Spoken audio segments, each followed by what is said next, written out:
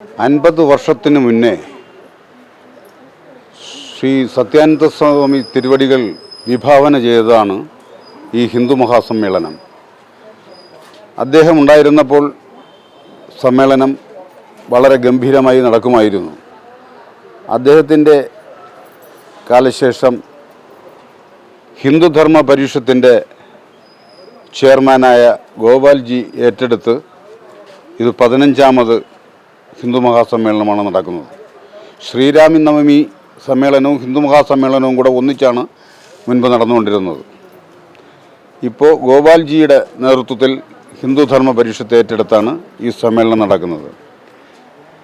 സനാതന ധർമ്മത്തിന് മൂല്യച്യുതി സംഭവിക്കുവാൻ വേണ്ടി ശ്രമിച്ചുകൊണ്ടിരിക്കുന്ന ഈ കാലഘട്ടത്തിൽ ഹിന്ദു മഹാസമ്മേളനത്തിന് വളരെയധികം പ്രസക്തിയുണ്ട്. ലോകമെമ്പാടുമുള്ള ഹിന്ദുക്കളെ ഏകോപിപ്പിച്ച് കൊണ്ടുവന്ന് ഭാരതത്തിൻ്റെ തനതായ സനാതന മൂല്യം സംരക്ഷിക്കുന്നതിന് വേണ്ടിയാണ് ഹിന്ദു മഹാസമ്മേളനത്തിൻ്റെ പ്രധാന ഉദ്ദേശം.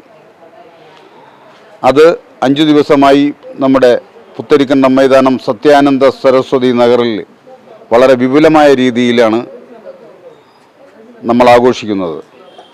ധാരാളം വന്യന്മാരായ സ്വാമിമാർ, വിശേഷ കുംഭമേളയിലെ ഏറ്റവും വലിയ സന്യാസിവര്യനായ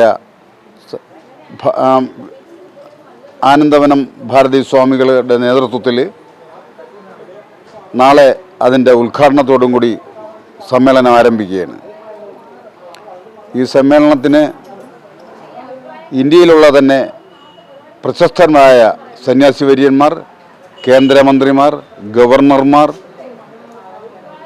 മറ്റു പ്രമുഖ വ്യക്തികൾ എല്ലാവരും പങ്കെടുക്കുന്ന തിരുവനന്തപുരത്തെ അതിശയിപ്പിക്കുന്ന രീതിയിലുള്ള ഒരു മഹാസംഭവമായിട്ട് ഈ 5 ദിവസം നമ്മൾ ഹിന്ദു മഹാസമ്മേളനം കൊണ്ടാടുകയാണ്. ഈ സമ്മേളനത്തിൽ നമ്മുടെ ഹിന്ദുധർമ്മ പരിഷത്തിൻ്റെ ആഭിമുഖ്യത്തിൽ കുംഭമേളയ്ക്ക് പങ്കെടുത്ത നമ്മുടെ അറിവിൽപ്പെട്ട എല്ലാവർക്കും ഹിന്ദുധർമ്മ പരിഷത്തിൻ്റെ പേരിൽ സമ്മേളനത്തിൻ്റെ പേരിൽ സർട്ടിഫിക്കറ്റും നൽകുന്നു.